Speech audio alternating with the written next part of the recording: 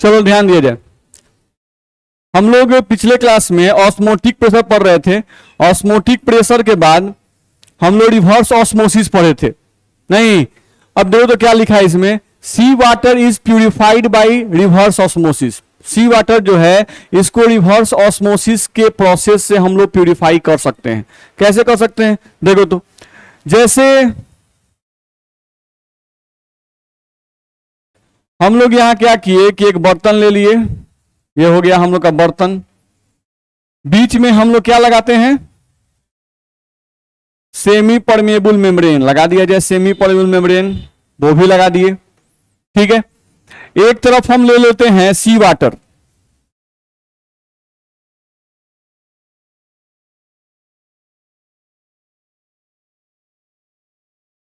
और इसमें नमक घुला हुआ है।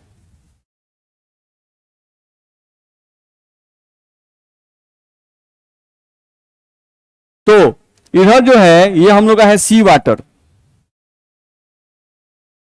सी वाटर का मतलब होता है वाटर प्लस सॉल्ट, यही हम लोग का होता है। और इधर हम लोग नॉर्मल कोई प्योर पानी ले लेते हैं। एक तरफ हम लोग क्या लेंगे, प्योर पानी।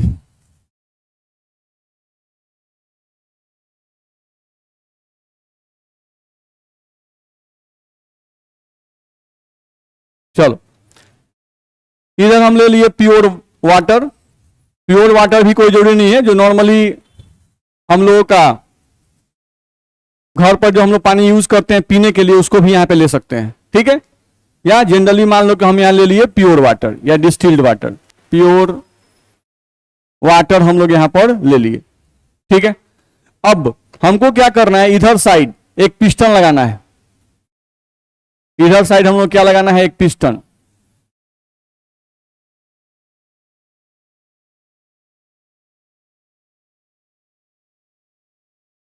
ये लग गया हम लोग का एक पिस्टन। इस पिस्टन को हम दबा सकते हैं, ध्यान रखना है। ठीक, समझो शुरू में इधर क्या है, प्योर वाटर। तो हम जानते हैं कि प्योर वाटर का वेपर प्रेशर क्या होता है, ज्यादा होता है। और ये सॉल्यूशन है तो इसका वेपर प्रेशर क्या होगा, कम होगा। नहीं, ठीक है, मान लेते हैं कि इसका प्रेशर जो है ऐसे ही 10 है, इसका जो प्रेशर है वो मान लेते हैं कि 8 है, शुरू में प्रेशर कम है। ठीक, अब इस पिस्टन पर हम क्या किए कि पिस्टन पे प्रेशर लगा दिए 4। तो देखो तो इधर पर इस सॉल्यूशन पे जो कॉन्सेंट्रेटेड सॉल्यूशन है, जो सी वाटर है, इस पर टोटल प्रेशर कितना हो गया, 8 और 4 12। नहीं, यानी इधर साइड अब टोटल प्रेशर अगर चेक करें तो इसका टोटल प्रेशर कितना हो गया हम लोग का, 12। अब टोटल प्रेशर 12 हो गया। तो अब बताओ सॉल्वेंट का फ्लो जो है वो डाइल्यूट सॉल्यूशन से कॉन्सेंट्रेटेड होगा कि कॉन्सेंट्रेटेड से डाइल्यूट होगा, कॉन्सेंट्रेटेड से डाइल्यूट, यानी इधर से हम लोगों का सॉल्वेंट फ्लो करना शुरू करेगा। अब ये बताओ कि इधर से जब सॉल्वेंट फ्लो करेगा तो इधर से सिर्फ वाटर फ्लो करेगा कि वाटर और सॉल्ट दोनों फ्लो करेगा, सिर्फ वाटर फ्लो करेगा, इधर से सॉल्ट फ्लो नहीं करेगा। क्यों, क्योंकि हम बता चुके हैं कि जो सेमी परमेबल मेम्ब्रेन में जो होल्स होते हैं, इन होल्स से सिर्फ क्या पास करता है, सॉल्वेंट के पार्टिकल पास करते हैं, सॉल्यूट के पार्टिकल पास नहीं करते हैं। सॉल्वेंट का फॉर्मूला हम लोग जानते हैं कि सॉल्वेंट का फॉर्मूला H2O है। और नमक तो बहुत तरह के होते हैं, जैसे कैल्शियम क्लोराइड है, मैग्नीशियम क्लोराइड है, नहीं सोडियम क्लोराइड है, ध्यान रखना है। तो ये सब क्या है, नमक है। तो इनका साइज जो है वो जनरली क्या होता है, बड़ा होता है। NaCl हो, CaCl2 हो, MgCl2 हो, इनका साइज क्या होता है, बड़ा होता है। किससे, वाटर से। नहीं, तो निश्चित रूप से ये जो पार्टिकल हैं वो इस सेमी परमेबल मेम्ब्रेन से पास नहीं करेंगे, ध्यान रखना। इसे सिर्फ कौन पास करेगा, प्योर वाटर। नहीं, तो यहां पे हम लिख रहे हैं कि सिर्फ कौन पास करेगा, सॉल्वेंट। नहीं, सॉल्ट यहां से पास आपका नहीं करेगा, ध्यान रखना है। तो धीरे धीरे हम लोग प्रेशर ऐसे ही बढ़ाते रहेंगे हमेशा। नहीं, प्रेशर को धीरे धीरे पहले बढ़ाएंगे, फिर बढ़ाएंगे, फिर और बढ़ाएंगे। तो धीरे धीरे एक समय ऐसा आएगा कि इधर जितना भी प्योर सॉल्वेंट है वो सब प्योर सॉल्वेंट आपका इस तरफ आ जाएगा, और इधर साइड क्या बच जाएगा, नमक बच जाएगा। बचेगा कि नहीं बचेगा, दिक्कत है। नहीं, तो अगर हमको सी वाटर में से वाटर को अलग करना है और क्या चीज अलग करना है, नमक को अलग करना है, अगर पानी को और नमक को अलग करना है तो पानी और नमक को अलग करने के लिए हमें क्या करना पड़ेगा, कॉन्सेंट्रेटेड सॉल्यूशन साइड में एक पिस्टन लगाना पड़ेगा। इस पिस्टन पे हमको ऑस्मोटिक प्रेशर से ज्यादा प्रेशर लगाना पड़ेगा, जिसके कारण फ्लो ऑफ सॉल्वेंट होगा from concentrated solution to dilute solution. नहीं, ये प्रोसेस हम बार बार करेंगे, जिसके कारण धीरे धीरे सारा पानी इधर से इधर आ जाएगा और इधर से क्या बच जाएगा, नमक बच जाएगा। बोलो, इस बात में दिक्कत है? आगे बढ़ सकते हैं? चलो,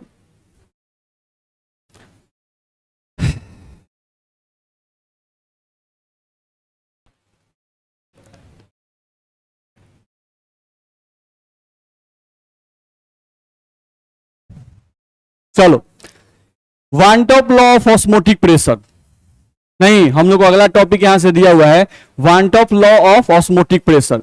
अब ऑस्मोटिक प्रेशर के लिए कुछ हम लोगों को लॉ पढ़ने हैं, जिसमें एक हम लोग का आ गया वांट ऑफ लॉ। तो बड़ा आसान सा लॉ है। पहले तो क्लियर करना है कि जो ऑस्मोटिक प्रेशर हम लोग बोल रहे हैं,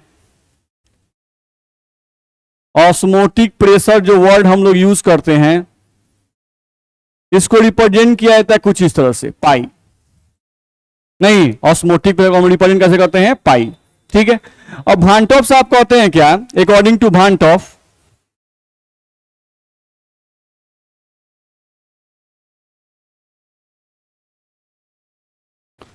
यहां से कहा जाएगा कि pi directly proportional to C at constant temperature. ये बोल रहे हैं क्या कि ऑस्मोटिक प्रेशर और कॉन्सेंट्रेशन ऑफ सॉल्यूशन, यहां पर पाई जो है वो क्या है, ऑस्मोटिक प्रेशर, और सी क्या है, कॉन्सेंट्रेशन ऑफ सॉल्यूशन। नहीं, तो भांटॉप साहब बोल रहे हैं क्या कि ऑस्मोटिक प्रेशर जो है वो डायरेक्टली प्रोपोर्शनल है कॉन्सेंट्रेशन ऑफ सॉल्यूशन के। नहीं, तो कॉन्सेंट्रेशन ऑफ सॉल्यूशन का एक्चुअली मतलब देखा जाए तो इसका मतलब होता है amount of solute present in solution.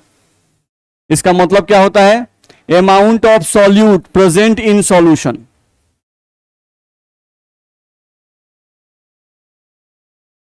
ठीक, तो इसका मतलब यह हुआ कि ऑस्मोटिक प्रेशर किस चीज पे डिपेंड करता है, अमाउंट ऑफ सॉल्यूट पे डिपेंड करता है, ध्यान रखना है।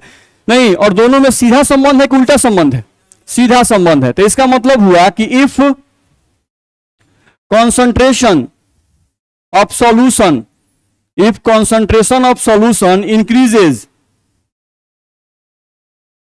then osmotic pressure also increases, osmotic pressure also increases।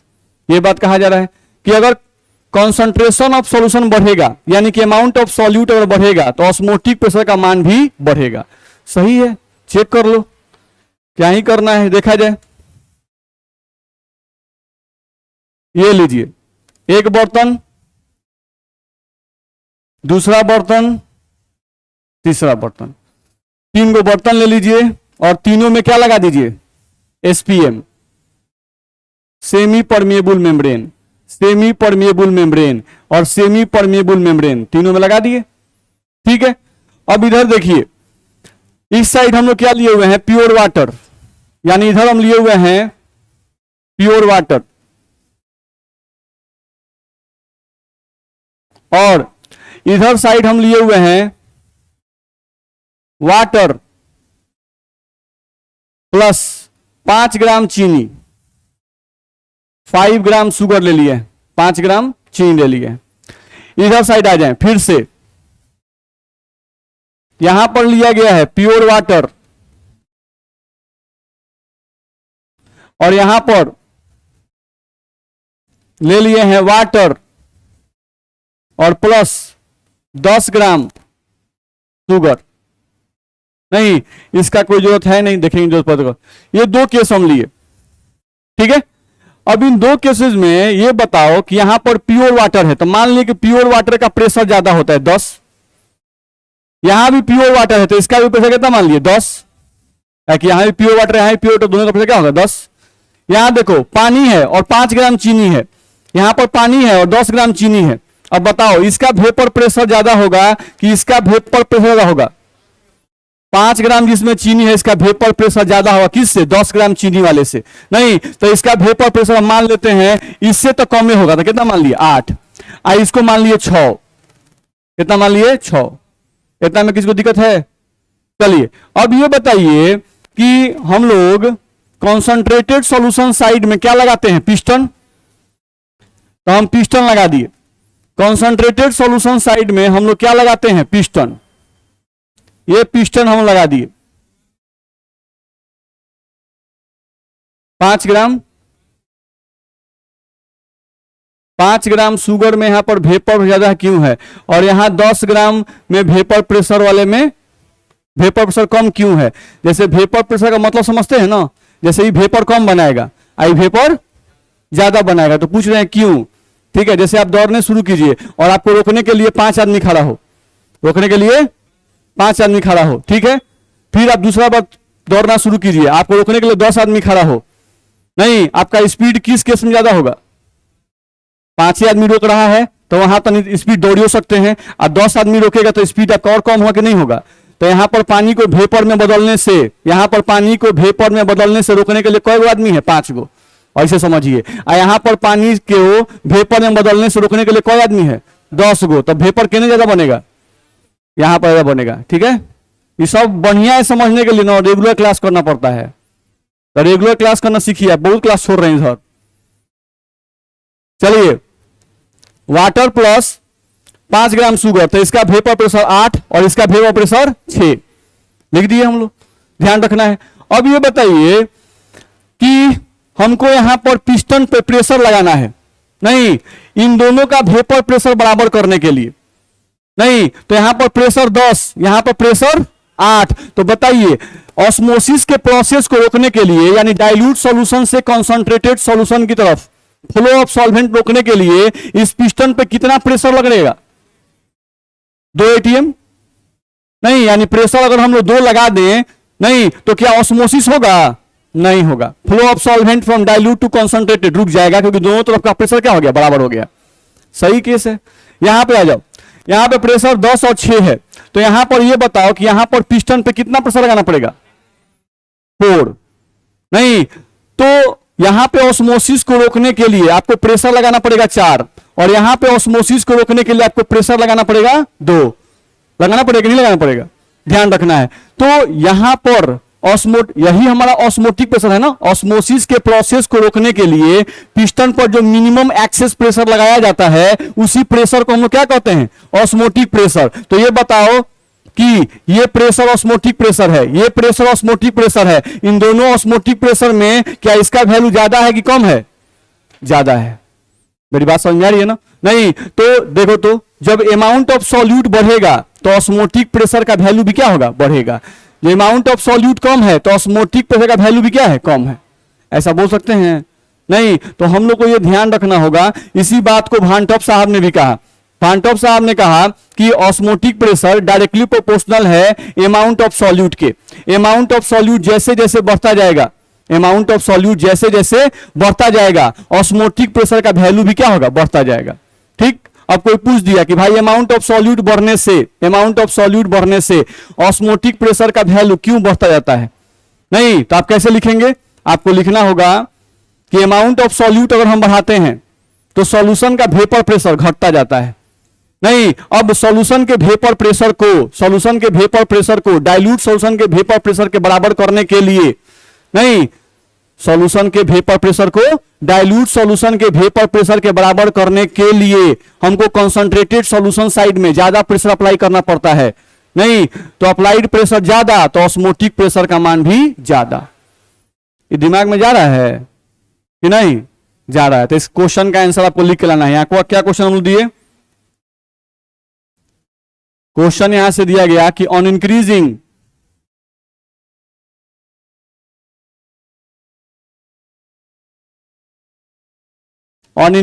the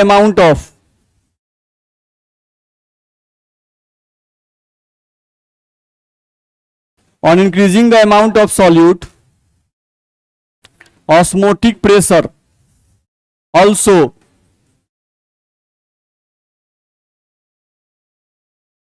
increases question है वाई। बोलिए, लिख के लाएंगे इसका आंसर ना? चलिए अगले पॉइंट पे आ जाए हम लोग।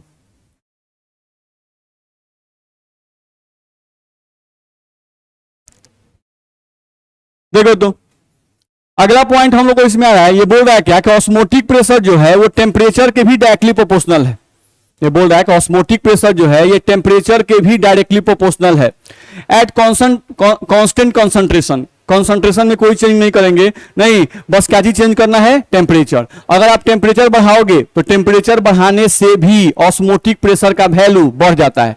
कैसे बढ़ जाता है चेक किया जाए थोड़ा।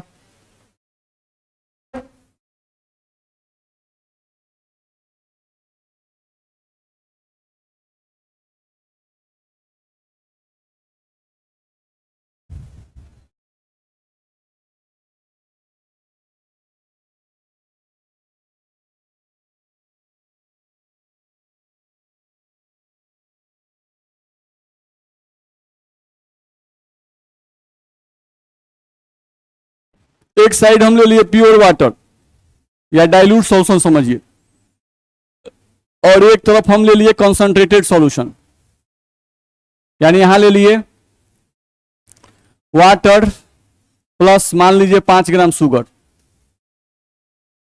ठीक है, सेम कहानी यहां भी, सेम कहानी यहां भी। तो पानी क्यों बनाया जाए, इसको हटा दिया जाए।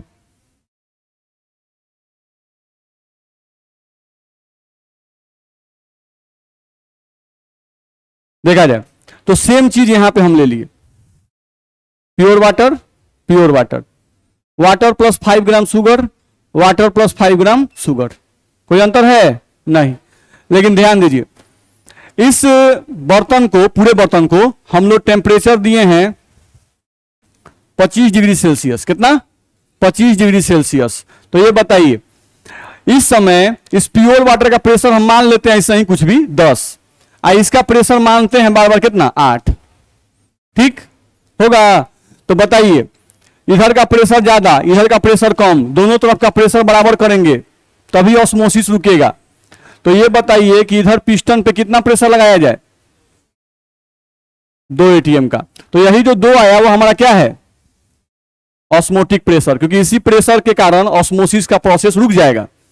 ठीक, इधर आइए, इसका टेम्परेचर हम लोग क्या किए? 50 डिग्री सेल्सियस। तो आप पहले पढ़े हैं कि टेम्परेचर बढ़ाने से वेपर प्रेशर का मान बढ़ जाता है। तो इसका वेपर प्रेशर पहले कितना था? 10। अब टेम्परेचर 2 गुना किए तो इसका वेपर प्रेशर 20। इसका वेपर प्रेशर पहले कितना था? 8। अब कितना? 16। चलिए अब यहां पर भी ऑस्मोसिस का प्रोसेस रोकना है, तो बताइए कि यहां पिस्टन पर कितना प्रेशर लगाना पड़ेगा? कितना? 4। तो ये हमारा ऑस्मोटिक प्रेशर है। तो ये बताइए कि सेम ही सॉल्यूशन था, हम लोग क्या था? सेम ही सॉल्यूशन था, लेकिन आप देख लीजिए कि जब टेम्परेचर कम है तो ऑस्मोटिक प्रेशर का वैल्यू भी कम है, जब टेम्परेचर ज्यादा हुआ तो ऑस्मोटिक प्रेशर का वैल्यू भी क्या आ गया? ज्यादा आ गया। दिक्कत है? नहीं। तो कोई भी पूछेगा आपसे कि भाई टेम्परेचर बढ़ाते हैं, टेम्परेचर बढ़ाते हैं तो बताओ ऑस्मोटिक प्रेशर का वैल्यू बढ़ता है कि घटता है? बढ़ता है। तो कोई पूछेगा क्यों बढ़ता है, नहीं तो क्या बताएंगे? कोई बता सकते हैं? ऑस्मोटिक प्रेशर का वैल्यू बढ़ जाता है। क्यों बढ़ता है? दिखाई दे रहा है क्यों बढ़ता है? नहीं, क्यों बढ़ता है? क्या इसको एक्सप्लेन कर सकते हैं कोई? बोलिए, कोई ना कोई तो हिम्मत कीजिए एक्सप्लेन करने का। हाँ बोलिए, हम बोलने के लिए तो वेट कर रहे हैं, कोई बोले।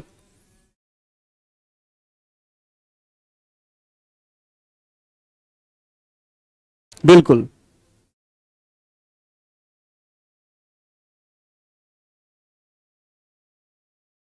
हाँ बात समझ रहे हैं, लेकिन पूरा बढ़िया से लैंग्वेज यूज करके बोल नहीं पा रहे हैं। बैठिए, बात समझ रहे हैं कि भाई टेम्परेचर बढ़ा रहे हैं। नहीं, जब हम टेम्परेचर बढ़ाते हैं तो प्योर लिक्विड का वेपर प्रेशर भी बढ़ता है और सॉल्यूशन का वेपर प्रेशर भी बढ़ता है। नहीं, तो जब वेपर प्रेशर दोनों का बढ़ता है तो इन दोनों के बीच के वेपर प्रेशर का डिफरेंस भी बढ़ जाता है। मेन पॉइंट यही बोलना था। यहां पर दोनों के वेपर प्रेशर के बीच का डिफरेंस कितना है? 10 और 8। और यहां इन दोनों के बीच के वेपर प्रेशर का डिफरेंस कितना है, 20 और 16। तो बढ़ा क्या, इन दोनों के बीच के वेपर प्रेशर का डिफरेंस, नहीं, जिसके कारण से ऑस्मोटिक प्रेशर का वैल्यू क्या होता है, बढ़ जाता है। तो हम लोग का आंसर क्या होगा कि जब हम लोग टेम्परेचर इंक्रीज करते हैं, नहीं तो टेम्परेचर इंक्रीज करने पे प्योर लिक्विड का भी वेपर प्रेशर बढ़ता है और सॉल्यूशन का भी वेपर प्रेशर बढ़ता है, जिसके कारण दोनों के बीच के वेपर प्रेशर का डिफरेंस यानी डाइल्यूट सॉल्यूशन या बोले प्योर सॉल्वेंट और सॉल्यूशन के बीच के वेपर प्रेशर का डिफरेंस का मान क्या होता है, बढ़ जाता है। इसलिए ऑस्मोसिस के प्रोसेस को रोकने के लिए हमें कॉन्सेंट्रेटेड सॉल्यूशन साइड में ज्यादा प्रेशर अप्लाई करना पड़ेगा। जब ये डिफरेंस ज्यादा होगा तो आपको प्रेशर ज्यादा अप्लाई करना पड़ेगा। प्रेशर ज्यादा अप्लाई करेंगे तो ऑस्मोटिक प्रेशर का मान भी क्या होगा, ज्यादा होगा। मेरा बात कुछ दिमाग में गया तो इसका आंसर लिखाएगा, बोल नहीं रहा है सब।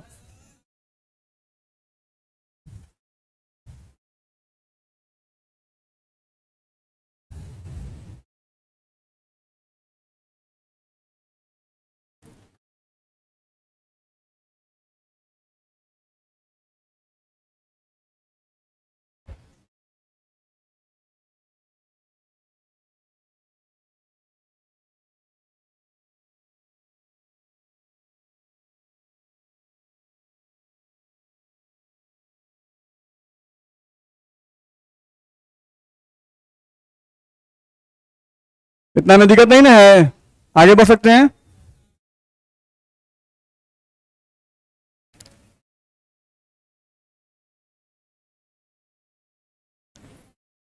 चलिए अब अगर देखा जाए तो हमारे पास दो इक्वेशन आए, एक आया pi directly proportional to C और एक इक्वेशन हम लोग के पास आया pi directly proportional to T. नहीं, अब इन दोनों इक्वेशन को कंबाइन किया गया, कंबाइनिंग इक्वेशन 1 एंड 2।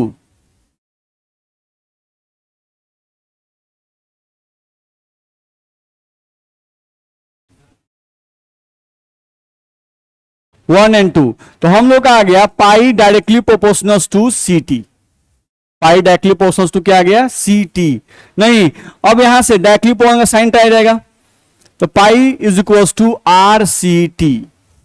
नहीं, डायरेक्टली प्रोपोर्शनल का साइन आ गया और एक कांस्टेंट दिया गया जो कि क्या है, आर। ध्यान रखना है। अब इसमें सबका मतलब आप जानते हैं, ध्यान रखना है। यहां पर अगर देखा जाए तो पाई का मतलब जानते हैं क्या होता है, ऑस्मोटिक प्रेशर। नहीं, आर का मतलब भी आप जानते हैं, गैस कांस्टेंट।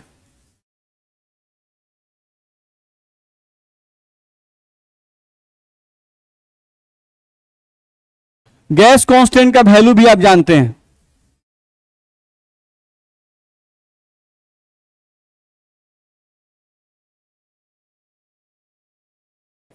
केयर कीजिएगा कि ऑस्मोटिक प्रेशर बनाते समय हमेशा आर का यही वैल्यू यूज करना है। ऑस्मोटिक प्रेशर बनाते समय, क्वेश्चन बनाते समय आर का यही वैल्यू यूज करेंगे, जबकि आर का और भी वैल्यू होता है अलग अलग यूनिट में। कैलोरी में 2 होता है, जूल में 8.314 होता है। नहीं, 8.314 जूल पर मोल पर केल्विन। नहीं, कैलोरी में 2 कैलोरी पर मोल पर केल्विन होता है। नहीं, तो अलग अलग यूनिट में इसका वैल्यू अलग अलग होता है। लेकिन हमको केयर करना है, जब केबी और केएफ हमको निकालना था वहां पे भी आर फॉर्मूला में आया था, तो केबी और केएफ वाले में वहां आर का वैल्यू या तो कैलोरी में या तो जूल में यूज करना है। नहीं, उसी को ही आपको यूज करना होगा। और यहां पर जब ऑस्मोटिक प्रेशर का न्यूमेरिकल बनाएंगे तो केयर कीजिएगा कि आर का वैल्यू यही यूज करेंगे। ठीक, अब केयर कीजिएगा कि ऑस्मोटिक प्रेशर का यहां जो यूनिट होगा वो कौन सी होगा, एटीएम। ये बता रहा है एटीएम होना चाहिए। ऑस्मोटिक प्रेशर है तो प्रेशर का यूनिट क्या रखना है, एटीएम। न्यूमेरिकल बनाते समय ध्यान रखिएगा। ठीक है, अगला आर हो गया। सी, सी का मतलब यहां क्या दिया गया है, कॉन्सेंट्रेशन। यहां पे कॉन्सेंट्रेशन को क्या मानना है, मोलालिटी नहीं, मोलारिटी। नहीं, यहां पर हमको मोलालिटी नहीं मानना है, जबकि अगर देखें हम लोग तो elevation of boiling point, depression of freezing point, इसमें कॉन्सेंट्रेशन मेजर करने के लिए हम लोग क्या यूज किए थे, मोलालिटी। लेकिन यहां पे ऑस्मोटिक प्रेशर में कॉन्सेंट्रेशन को मेजर करने के लिए हम यूज करेंगे मोलारिटी। ध्यान रखना है। तो कॉन्सेंट्रेशन का मतलब यहां पे मोलारिटी होगा और मोलारिटी का यूनिट आप भली भांति जानते हैं, मोल पर लीटर। तो ये यूनिट हम रखेंगे। अगला आ गया टी, टी का मतलब है टेम्परेचर। तो टेम्परेचर का यूनिट आप जानते हैं क्या रखना है, इन केल्विन। टेम्परेचर का यूनिट आपको रखना है केल्विन में, ध्यान रखना है। बोलो इतना में दिक्कत है? चलो अब अगले पॉइंट पे तुम अगर आते हो तो यहां पे तुम ध्यान दे सकते हो कि पाई बराबर हम लोग को फॉर्मूला लिखा गया CRT, नहीं इसी को हम लिख सकते थे pi is equal to MRT। क्या लिखेंगे? सी की जगह पे क्या लिख देंगे? MRT। ध्यान रखना है क्योंकि कॉन्सेंट्रेशन का मतलब मोलरिटी माना गया है। इसी फॉर्मूला को हम लिखेंगे पाई बराबर, मोलरिटी का फॉर्मूला होता है मोल of solute divided by volume of solution in litre. पढ़े हैं? मोल of solute divided by volume of solution in litre. तो मोलरिटी का फॉर्मूला हम लिखेंगे N का मतलब हो गया मोल of solute divided by V का मतलब हो गया volume of solution in litre multiplied by R multiplied by T। बोलो दिक्कत है? यहां से देखें हम लोग तो यहां से लिख दें हम लोग कि यहां पर N का मतलब क्या है? मोल ऑफ सॉल्यूट है। N का मतलब क्या है? तो N का मतलब है मोल ऑफ सॉल्यूट, और यहां जो V लिखा हुआ है लीटर में, इसका मतलब क्या है? तो इसका मतलब है volume of solution in litre. इसका मतलब है volume of solution in litre, ध्यान रखना है। तो पाई बराबर N बटा V litre multiplied by R Guna T। अब आ जाओ पाई बराबर हम लोग देखें अगर तो यहां पे N है, एक तो इस फॉर्मूला का यूज आता है, केयर कीजिएगा, इस फॉर्मूला पे भी आपको न्यूमेरिकल मिलेगा। साथ साथ अब देखो ये जो है ये मोल ऑफ सॉल्यूट है, तो मोल ऑफ सॉल्यूट का एक और फॉर्मूला होता है given weight of solute divided by molecular weight of solute. ऐसा होता है कि नहीं होता है? नहीं, तो यहां पर इसी फॉर्मूला को ऐसे भी लिखता है, एन को लिखता है W यानी कि given weight of solute divided by molecular weight of solute, और इसको उतार देगा वॉल्यूम लीटर में, नहीं multiplied by R Guna T। तो कभी कभी हम लोग को इस पर भी आधारित न्यूमेरिकल आपको मिलेगा, ध्यान रखना है। दिक्कत है इसमें? नहीं। चलो दूसरा पॉइंट तुम ये भी जानते हो, तुमको ये भी पता है कि वॉल्यूम इज इक्वल टू क्या होता है? मास बटा density. Volume is equal to क्या होता है? मास बटा डेंसिटी। तो वॉल्यूम यहां पर दिख रहा है? नहीं, तो इसके जगह पर कभी कभी मास बटा डेंसिटी का भी यूज किया जाएगा, यानी कि इस फॉर्मूला में कभी कभी ऐसा भी आएगा W pi is equal to W बटा M और गुना यहां पर मास बटा डेंसिटी, तो मास को हम यहां पर M डैश मान ले रहे हैं, ध्यान रखना है। तो यहां से ये हो गया M डैश, ये मॉलिक्यूलर मास है, और ये हो गया सिंपल मास I डेंसिटी ऊपर चला गया होगा, और गुना में क्या? R और गुना में T। तो इस टाइप का फॉर्मूला भी यूज में आता है, ध्यान रखना है। नहीं, केयर कर लेंगे। यहां पर जो W था उस W का मतलब हम लिख दे रहे हैं, यहां पर जो W था इस W का मतलब है given weight of solute, given weight of solute. और यहां पर जो M लिखा हुआ है इस M का मतलब है मॉलिक्यूलर वेट ऑफ सॉल्यूट।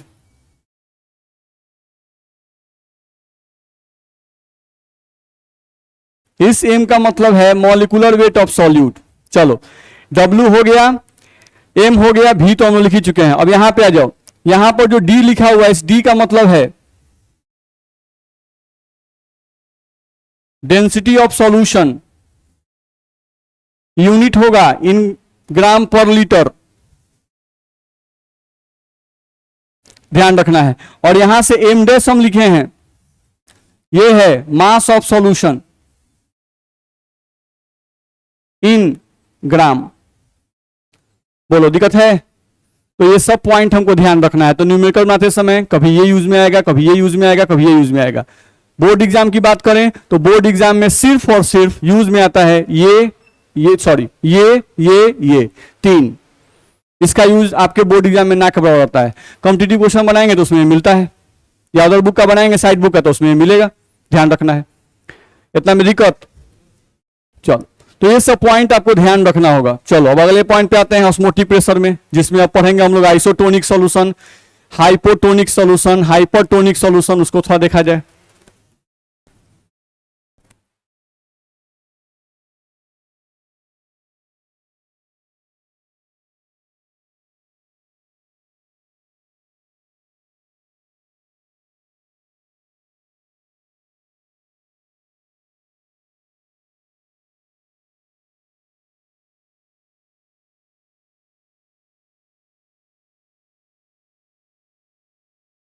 देखा जाए, यहां से देखिए अगर, तो यहां से एक टर्म आया हुआ है आइसोटोनिक सॉल्यूशन। क्या आया हुआ है? Isotonic solution. तो आइसोटोनिक सॉल्यूशन का मतलब होता है, ध्यान से मेरी बात सुनिए, देखिए बहुत खुश मत होइए, इधर देखिए, तुरंत मतलब मौका मिलना चाहिए तुरंत अपने में गप सप शुरू। देखें यहां पे आइसोटोनिक सॉल्यूशन। कल अमन के यहां खाने कौन कौन गया था? अमन के यहां खाने कौन कौन पहुंचा था? हैं? घर नहीं देखे थे, लेकिन हम तो गए तो कुछ बच्चा वहां दिख रहा था सब। चलिए देखा जाए आइसोटोनिक सॉल्यूशन। अब आइसोटोनिक सॉल्यूशन का मतलब होता है कि अगर आपको दो सॉल्यूशन दिए गए हैं और उन दोनों सॉल्यूशन का अगर ऑस्मोटिक प्रेशर सेम हो, कांस्टेंट टेम्परेचर पे दो सॉल्यूशन दिए जाएं और अगर उन दोनों सॉल्यूशन का ऑस्मोटिक प्रेशर क्या हो? सेम हो। ध्यान रखना है, ठीक है? Two solution having same value of osmotic pressure at constant temperature, then these two solution are isotonic with each other. ध्यान रखना है, आइसोटोनिक सॉल्यूशन अकेला सॉल्यूशन हो सकता है, दो सॉल्यूशन को कंपेयर किया जाता है। आपको दो अलग अलग सॉल्यूशन लिए गए और बाई चांस ऐसा कुछ हुआ कि दोनों सॉल्यूशन का ऑस्मोटिक प्रेशर क्या आ गया? सेम आ गया।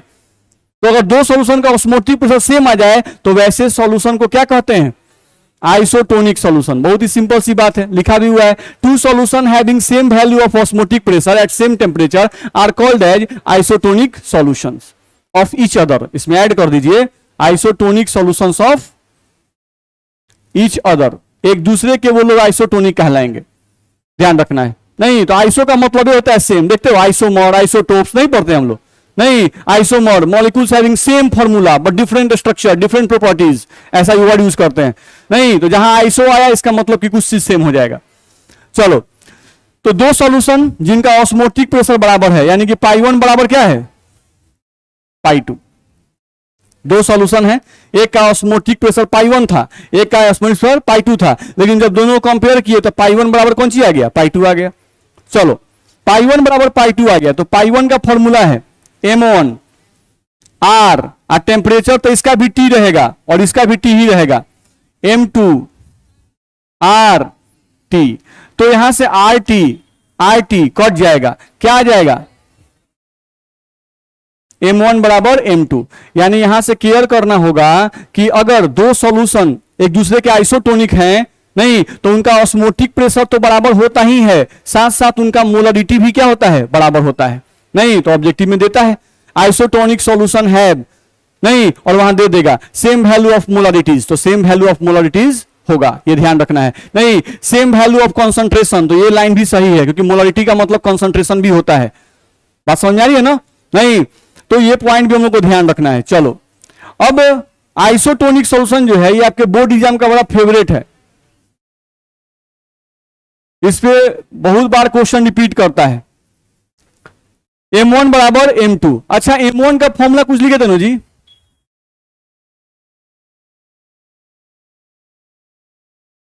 ऐसा कुछ लिख सकते हैं क्या? दिक्कत है? मोलरिटी का मतलब मोल ऑफ सॉल्यूट बटा volume of solution in litre in first case, mole of solute बटा volume of solution in second case, ठीक है? W1 mole of solute given weight of solute बटा molecular weight of solute, V1 बराबर W2 M2 V2। नहीं, तो आपका जो board exam का क्वेश्चन पूछा गया है बार बार, वो बार बार इसी फॉर्मूला पे पूछा गया है। ध्यान रखना है, करता क्या है कि एक सॉल्यूशन के बारे में इंफॉर्मेशन दे देता है और दूसरे सॉल्यूशन के बारे में आपसे कुछ पूछ देता है। ध्यान रखना है, ठीक है? जैसे हम बनाएंगे क्वेश्चन आइसोटोनिक को बनाना है हम लोग को, नहीं तो ये फॉर्मूला यूज में आएगा, W1 बटा M1 V1 बराबर W2 बटा M2 V2। ध्यान रखना है, W1 का मतलब wait of solute in solution 1, M1 मतलब molecular weight of solute in solution 1, V1 का मतलब volume of solution 1, W2 wait of solute in solution 2, molecular weight of solute in solution 2, और V2 volume of second solution. समझ में मेरी बात आ रही है? नहीं, तो इस फॉर्मूला का यूज हम लोग किया जाएगा। चलिए, क्या लिखा हुआ है थोड़ा सा पढ़ लिया जाए। पढ़िए तो ऊपर लाइन क्या लिखा हुआ है।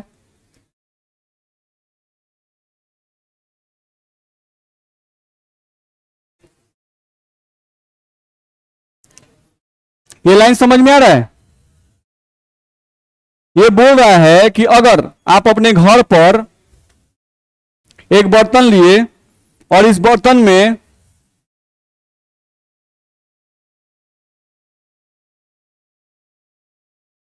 सौ ग्राम पानी ले लीजिए। कितना पानी? 100 ग्राम पानी। इसमें नमक डाल दीजिए 0.91 ग्राम। क्या डाल दीजिए? नमक। आएगा सॉल्यूशन तैयार कर दीजिए।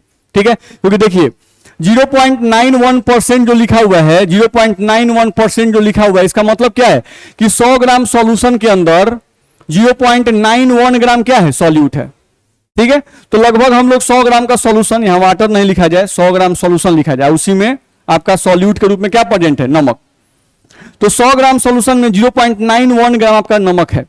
ठीक है, आप एक सॉल्यूशन तैयार कर दीजिए।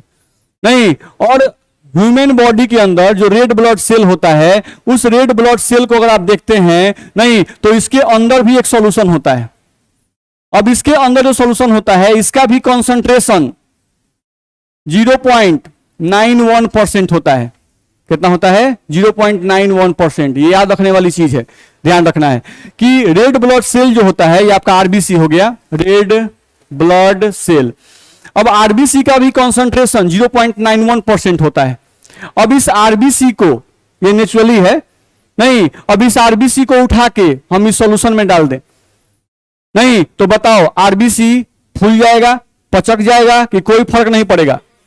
कोई फर्क नहीं पड़ेगा, क्योंकि इसका कंसंट्रेशन भी 0.91% है और इसका कंसंट्रेशन भी 0.91% है। नहीं, जब दोनों कंसंट्रेशन सेम होगा तो आरबीसी ना ही स्वेल करेगा ना ही श्रिंक करेगा।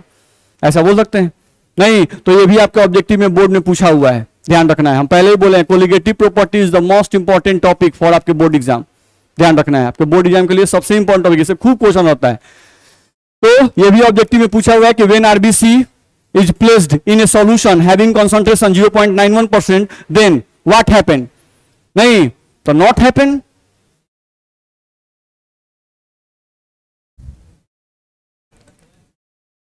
चलिए, एक टर्म यहां पे लिखा हुआ है हाइपरटोनिक। नहीं, एक टर्म लिखा हुआ है हाइपरटोनिक। तो देखिए हाइपर, हाइपर मतलब क्या समझते हैं आप लोग? नहीं होता एक आदमी हाइपर हो जाता है, हाइपर मतलब ज्यादा गुस्सा वाला। नहीं, आएगा बोलते हैं हाइपोटोनिक यानी कम गुस्सा वाला। ठीक है, तो यहां पे प्रेशर पे वही लगा दीजिए, ध्यान रखना है। जब भी हाइपरटोनिक शोषण कहा जाए तो इसका मतलब हुआ कि आपको दो सॉल्यूशन दे दिए गए, एक का ऑस्मोटिक प्रेशर ज्यादा है और एक का ऑस्मोटिक प्रेशर कम है। तो जिस सॉल्यूशन का ऑस्मोटिक प्रेशर ज्यादा होता है उसे कहते हैं hypertonic solution with respect to this solution जिसका कम है, और जिसका ऑस्मोटिक प्रेशर कम है उसको बोलते हैं हाइपोटोनिक सॉल्यूशन। दिक्कत है? तो दो सॉल्यूशन दिए जाएं, उनमें से किसको हाइपोटोनिक कहेंगे? जिसका ऑस्मोटिक प्रेशर ज्यादा होगा, और हाइपोटोनिक किसको कहेंगे? जिसका ऑस्मोटिक प्रेशर कम होगा। बोलो दिक्कत है? नहीं तो पढ़ लो, शायद वही लिखा हुआ है। If one solution have higher value of osmotic pressure then the other given solution, then that solution is called as hypotonic. If one solution have lower value of osmotic pressure than the other given solution, then that solution is called as hypotonic solution। बोलो दिक्कत है? तो osmotic pressure पढ़ लिए, isotonic solution पढ़ लिए, नहीं hypertonic पढ़ लिए, हाइपोटोनिक पढ़ लिए। नहीं तो इस तरह से ऑस्मोटिक प्रेशर का लगभग सब पॉइंट हम लोग कंप्लीट हो गया। अब क्या बचता है? प्रॉब्लम। नहीं तो प्रॉब्लम बना के देखा जाए। Calculate the molecular weight of substance 10 gram of which dissolve in 1 liter of solution and develop osmotic pressure of 81 mm of Hg at 27 Kelvin। बनाइए तो एक क्वेश्चन थोड़ा ट्राई कीजिए, नहीं बने तो हम बताएं।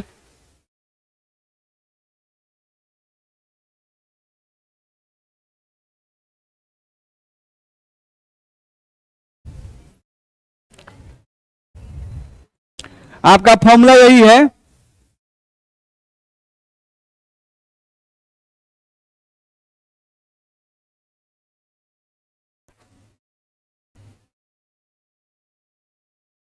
ऑस्मोटिक प्रेशर का फॉर्मूला यही है आपका, पाई बराबर W बटा mv RT।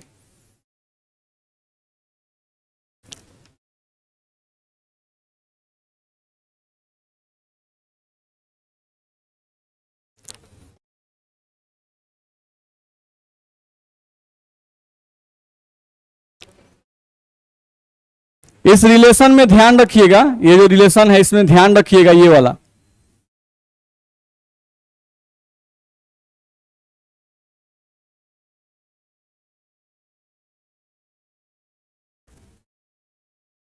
क्योंकि ऑस्मोटिक प्रेशर हम बोल चुके हैं कि वो किस यूनिट में रखना है, एटीएम में। और आपका यहाँ ऑस्मोटिक प्रेशर दिया हुआ कौन सी में है, एमएम में। तो एमएम को एटीएम में बदल जरूर लीजिएगा।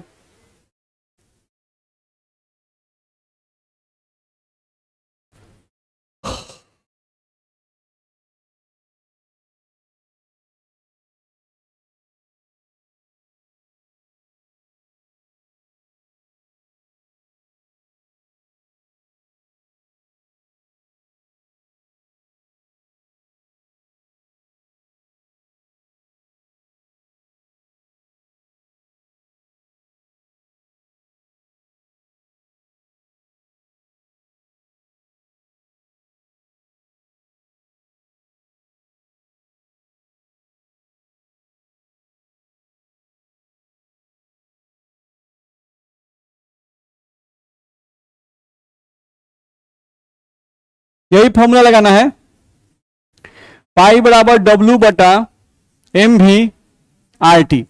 इसमें निकालना क्या है, M, molecular mass of solute निकालना है, शायद वही निकालना है, molecular weight of substance, M निकालना है।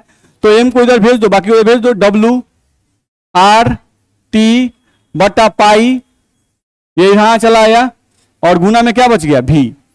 यही हमको सब चाहिए, W का वैल्यू चाहिए, R का वैल्यू चाहिए, T का वैल्यू चाहिए, पाई का वैल्यू चाहिए और V का वैल्यू चाहिए, सब मिल जाएगा, बन जाएगा। बोलो 208, लगभग वही है, सही है। नहीं, बिल्कुल आसान सा क्वेश्चन है। चलो यहां पर W का मतलब गिवन वेट ऑफ सॉल्यूट, तो कहीं पढ़ो, गिवन सॉल्यूट कहीं दिया हुआ है 10 ग्राम। R का वैल्यू हम बता चुके हैं, टेम्परेचर का वैल्यू केल्विन में चाहिए,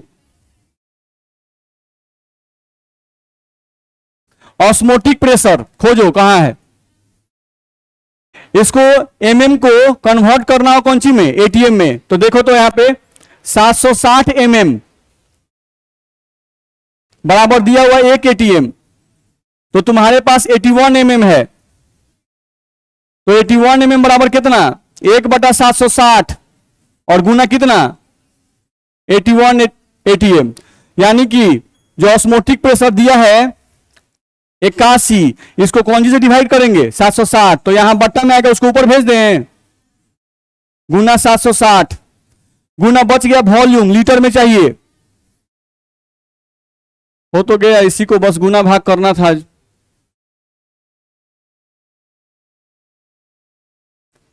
समझ में आ रहा है, तो समझ में आ रहा है, तो इस पे आधारित कुछ न्यूमेरिकल इसमें दिए गए हैं, उनको आपको बना के लाना है। आपको यहां पर ज्यादा नहीं, 2 गो न्यूमेरिकल है, 17 है और 18 है, नहीं 2 न्यूमेरिकल हैं, इन दोनों न्यूमेरिकल को आपको बना के लाना है। आएगा, चलिए तो ट्राई करके आपको आना है। आज के क्लास में इतना ही पढ़ते हैं हम लोग।